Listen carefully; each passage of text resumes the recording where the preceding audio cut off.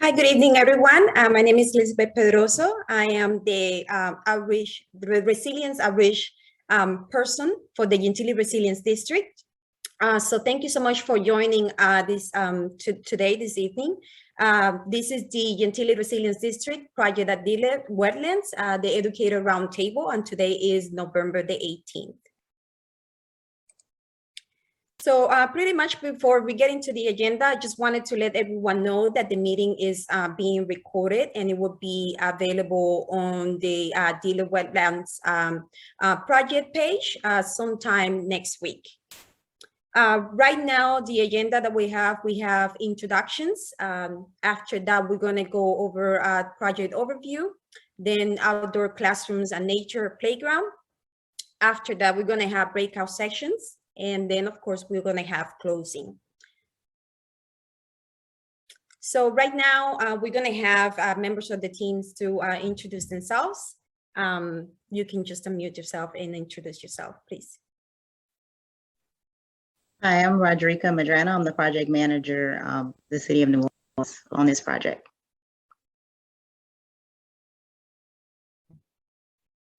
Hi, everyone. My name is Atiana Cordova, and I'm the founder of Waterblock. And we've been serving as the outreach consultant as part of the design team for this project. Hi, this is Nina Rines. I'm the project manager for the design team with Fraser Nichols in New Orleans. Thank you. Hi everyone, I'm Joel Tillery, also with Fraser Nichols, and I've been leading the design of the project. Thank you for introducing yourselves to everyone. And we also have the Director of Parks and Parkways that joined us this evening. I don't want to put you on spot, Mr. Karam, Michael Karam. He's the Director of Parks and Parkways, one of our great partners. Thanks for having me, Elizabeth. Oh, no, you're welcome. Thank you for being here with us. So right now we're going to have, as stated before, project overview is going to be given by Rodica Medrano with the City of New Orleans, and she's the project manager. Rodica? Actually, Elizabeth, if you don't mind, we actually want to acknowledge all the educators on the call today. So once again, thank you all for joining us on this evening. We appreciate you spending your time with us. We do want to take just a moment for everyone who's comfortable to introduce just your name and the organization that you're representing before we actually get into tonight's agenda. So if we could just take a moment and feel free to unmute yourselves.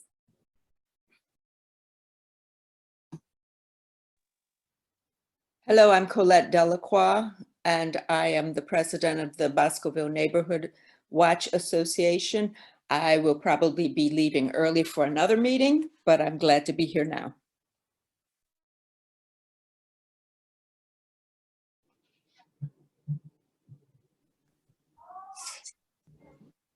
Hi, good evening. I'm Tricia LeBlanc. I'm with Sankofa CDC and the Sankofa Wetland Park and Nature Trail. Hey everyone, this is Grace Vogel with Sewage and Water Board. Hey everybody, this is Brian Dixon with Sewage and Water Board. Hi, this is Sam Comagere with Urban Conservancy. Hello, this is Amelia Bird from Edible Schoolyard, New Orleans.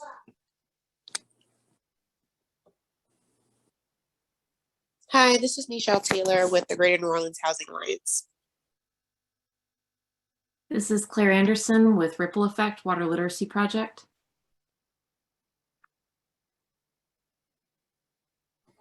Hi, this is Gaynell Brady with the Lower Ninth Ward Homeownership Association and our MEMS.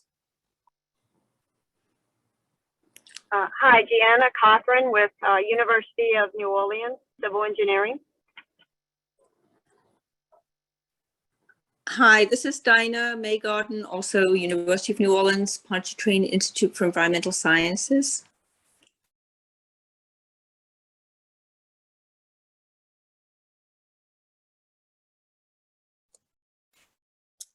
Okay, I think that's everyone. Thank you so much for introducing yourselves. We do appreciate y'all for being here with us. Now we're going to have the project overview given by Rodica Medrano. Rodica? Good evening, everyone. All right, we'll go ahead to the first slide. So This project that we're working on is going to be located west of the London Avenue Canal, just across from Dillard University.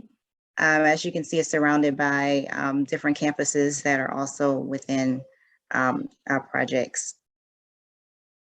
And this also, I wanted to point out, this is also formerly Francis W. Gregory Junior High School lot. You can go to the next slide. This is the area where the project will be located, just off of Pratt Drive. You can go to the next slide. So the project goals and benefits are to manage urban water. We're trying to reduce the localized flooding and improve water quality, also to restore the ecology, as well as community access to create recreational and educational opportunities, which is the reason you guys are here today, for your input. And these are just some of the benefits that we're looking to achieve with this project. You can go to the next slide. And I'll turn it over to Joel Tillery, the design team technical lead with Friesen Nichols, to tell you more about the project design. Yeah, thank you, Rodrika. You can go to the next slide, Elizabeth. So I just wanted to share a little bit more about the project goals and how we're going to accomplish that. Rodrika mentioned that reducing flooding and improving water quality is one of the goals. Consistent, if you all are familiar with the Gentilly Resilience District, consistent with the goals of the overall program. We're looking to reduce street flooding by taking water from the city drainage system and bringing it into this 28-acre wetland site through some new storm drains and a stormwater pump station that would lift water into the wetland, allowing it to spread out and infiltrate into the ground. And that will both help with the health of the wetland as well as reduce the street flooding. Next slide. The site, because it's an urban forest, it's been invaded by trees that are not native to the area, things like Chinese tallow, Chinese elm, different Japanese stilt grass, shrubs and herbaceous species that are invasive to the area. One of the goals of the project is to remove those invasive species and replant and reforest the area with native vegetation. Next slide. Since the site is a wetland, there's an opportunity to establish what would historically have been a bottomland hardwood. And this slide here shows just some of the typical zones that you'd find in a natural bottomland hardwood that would range from an area that is intermittently flooded throughout the year, on the order of 1 to 10% of the year, to areas that are almost always flooded that would be intermittently exposed. So this range of habitats throughout the site is what we're looking to accomplish. And zone 2, just as an example of one of the types of zones, would be like a bald cypress water tupelo swamp. That's going to be a feature on the left-hand side. You can kind of see this darker color. That area, as well as an area kind of more to the central of the site, is going to be more of a bald cypress swamp, where we'll have some boardwalks and areas to navigate through those areas. Next slide. And then the last goal is to wrap it all together with a stormwater wetland and a reforestation and a bottomland hardwood swamp, and allowing people to come and visit that site. This is kind of where educators come in and the engagement with the public. So the site is going to have a few different access points, one for multimodal access, so cars, bikes, vehicles, pedestrians. And then there'll be a couple of dedicated access points for people on bikes, and as well as the kind of neighborhood residents that would be walking to the site. Next slide. This is a site plan that we're currently working from. This represents a fair amount of work over the past year to get to this point. And the site has quite a number of features that I'll just describe. This is what people would see when they get to the site, when they come and visit. We'll just kind of run through a couple of main features to highlight. So next slide, Elizabeth. So as she clicks through here, this just shows some of the locations of various features. There'll be an access road. I mentioned a stormwater pump station that will lift water into the wetland. There'll be parking for vehicles, buses, bicycles. There'll be a turnaround loop that would allow ingress and egress to the site. A nature-based playground. Atiana has some images of what that might look like, what those possibilities would be in some later slides. Around the site abuts the residential properties, so there's a buffer and a site perimeter that we're establishing. Walking trails and boardwalks that will be routed around the site. And then throughout the area, there'll be opportunities to observe wildlife, bird watching, and seating areas for reflection. And then, one of the reasons we're here tonight is to talk about, specifically with educators, with you all, about how you would use this space. So we've got a space on the site that would be dedicated to an outdoor classroom and a space for nature-based recreation. Another, as you can see there, number 8. And then I mentioned the boardwalks that would be across the cypress swamp. There's a shade structure that would be integrated with the boardwalk that would also be a space for education. Next slide. So just an idea of the types of trails and the loops, the different surfaces that will be available for people visiting the site, ranging from ADA accessible trails that are paved to mulch trails that are a little less accessible, as well as boardwalks, like I mentioned. But it would provide, a range of experiences for students or adults or whomever wants to visit the site, where you could stay pretty close to the access location and the nature-based playground, or you could venture further into the forest. Next slide. And this just a zoom in of those 2 spaces that I mentioned that we want to talk a little bit more with you guys about tonight, both the outdoor classroom as well as the nature playground. Next slide. And that's it. That's a good overview of the design. And I'll turn it over to Atiana. Yeah, thank you, Rodrika and Joel. So right now we want to switch gears a little bit, and that is where we want to hear from you all as far as what is possible and what can happen within this space. So you just heard a brief overview of the project and specifically the playground areas and outdoor classroom spaces in which we want to gather more information from you all tonight. So thinking about what's possible, there's a few things that we've been thinking on throughout this design process. And the first being the historical significance of this piece of land. So before this area even had, other names, we know this area as Wabancha, which was the indigenous and Choctaw name for this area and this land. So understanding that this is one of the only pieces of land within city limits that has not been touched by development, we want to acknowledge that history, but also see what other opportunities lie to make this an educational and learning experience for students and teachers also. Next slide, please. So thinking about the historical significance, also thinking about what does this site look like right now before construction even begins? So we know there's bulrush and sedges within the space, there's live oak trees, there's Chinese tallow groves. So once again, with these invasive and natural species, how do we make those learning opportunities for students and amplify that knowledge within the classrooms and on site? Next slide, please. So just some more images just showing like the current conditions of this space and how those could be used for educational opportunities. Next slide.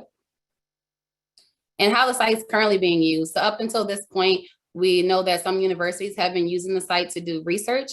There's also been some city pest control research being done, and also, unfortunately, some dumping as well. So taking into consideration the historical significance of this space, but also the current possibilities that can happen within this space, this is where we want to switch gears right now and start to think about what can happen within the classroom and outdoor educational areas.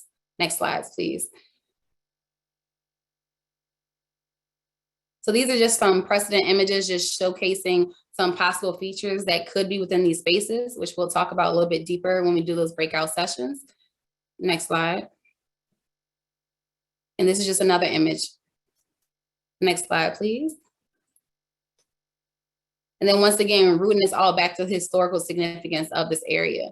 So now we want to break out into 2 small breakout sessions where we'll have some deeper conversations and discussion around what can happen within these spaces and what will be needed from you all as educators to actually bring your students into this area. So right now we're going to have Elizabeth, she's going to assign some breakout rooms, and then we'll be able to actually talk a little bit further about what can happen. I'm back. I know, abruptly, our group was getting into it. But I'll follow up. I think that was Grace. Was it Grace? Is Grace in the main group yet? Yeah, I'm here. Okay, you were saying, you said in the east, the nature? Yeah, I think it's Audubon Nature Center over in the east, the one that has the planetarium connected to it. I'll write that one too. Thank y'all. Is everybody back? Yeah, I think so. I think we have everyone back. I hope you're having good times in the first room and the second room. Great conversations, great feedback from everyone. We do appreciate it. So moving along is going to be next steps. Atiana, you're going to be giving the next steps? Yeah, actually, Joel may be giving that, or maybe Rodrika. Either one, Rodrika. Is this? Okay. Is this the screen that we're going off? I think this was the next one. Hold on, let me see. Background. That's it, Rodrika. Hold on. Okay. So currently, I'm sorry, I have a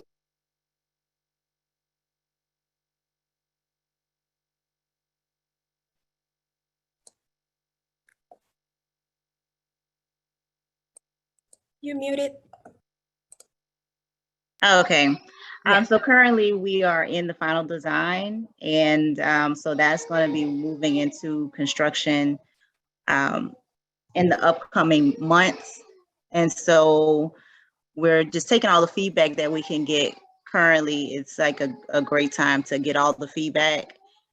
So is there a way that if they weren't able to get their thoughts in, or if they think of something after this meeting, they can send that information to, I don't know, Atiana or? Yes, actually, Rodrika, they can email roadwork@nola.gov and we will get that information. Yes, please.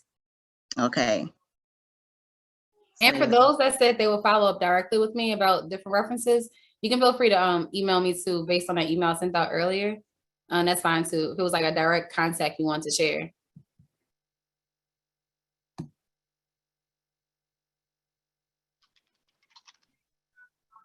All right. And is this Lisbeth? Yes, this is me. Okay. Okay. So stay connected. How to stay connected? You can email, like I said before, roadwork@nola.gov to join the mailing list for project updates. You can also follow project progress and learn about other resilience projects in Gentilly at www.nola.gov/resilience. You can also visit the project webpage at www.nola.gov/resilience-sustainability/dealer-wetlands/. So you can go there and get all kinds of information about the project and past events that we have done for this project as well. Now, if you want to learn more about the Sleep Lab NOLA campaign, you can visit really.nola.gov to follow that and to find some more information about COVID-19 vaccines and where to get your shots. So right now we are done. We do appreciate your time. It's 6:01, so we don't want to keep you. Like I said, please send us any follow-up questions or anything you want to, express after this meeting. At roadwork@nola.gov.